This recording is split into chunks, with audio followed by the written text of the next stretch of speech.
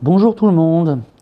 Je me rappelle quand j'étais en France, dans notre communauté, la communauté de Beth Kohanim à Sarcelles, il y a le trésorier de la communauté, Monsieur Georges Agege, que Dieu repose son âme, prenait la parole une seule fois par an.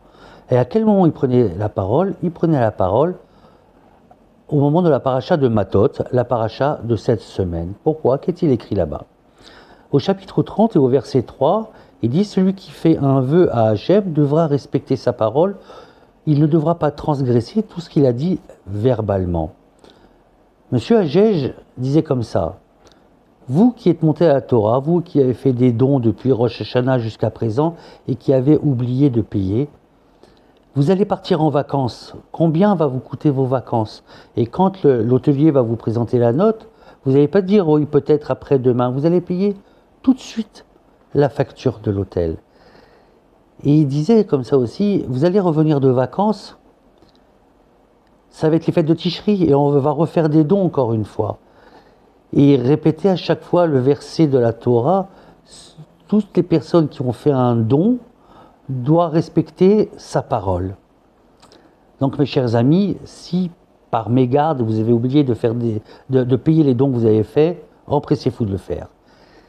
Un deuxième sujet de la paracha, la tribu de Gad et la tribu de Réhouven sont partis voir Moshe et ont dit voilà, on ne veut pas rentrer en Eretz Israël, au-delà du Jourdain, la terre est très fertile, on a un très gros troupeau.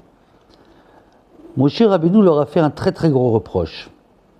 Et pour illustrer ce reproche-là, je vais raconter une histoire. Il y a le Sfat Emet qui avait un grand-père illustre qui était le Chidush Harim, qui est un très très très très grand sage.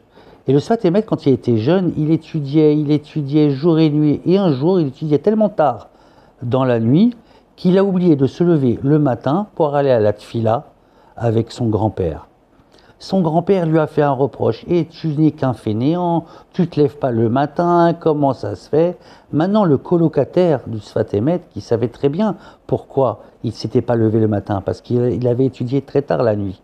Il dit, mais pourquoi tu ne dis pas à ton grand-père? Parce que tu as étudié la nuit. Il dit, non, je ne veux pas. Parce que les reproches d'une personne qui t'aime sont comme une caresse. Mes chers amis, quelqu'un qui vous aime et qui vous fait des reproches, mieux qu'un ennemi qui vous fait un bisou.